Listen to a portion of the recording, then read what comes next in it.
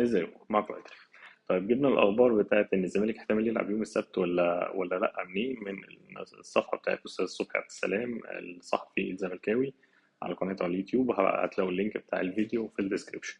طيب هو من اهم الاخبار اللي قالها ايه؟ قال لك ان في انقسام كبير جدا في مجلس اداره الزمالك، ان في ناس قالت لو الماتش اتلعب هنقدم استقالتنا، وفي ناس قالت لا لازم الماتش يتلعب. فالدنيا متضاربه جدا داخل الزمالك.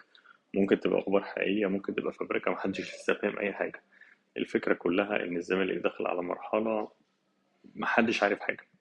يعني لو سألت أي حد محدش عارف هنلعب مش هنلعب. القرارات متضاربة تماما، وده بالنسبة لي مش شايف إن هو من وجهة نظري يعني مش أفضل حاجة للزمالك ومش في صالح الزمالك. هيحصل إيه هيبان خلال اليومين الجايين. أعتقد كبيرهم أو يوم الجمعة هيبقى فيه قرار طالع أو بيان كبيره، يعني لازم يوم الجمعة يبقى فيه بيان طالع. هتلاقوا اللينك مرة تانية في الديسكريبشن. سلام.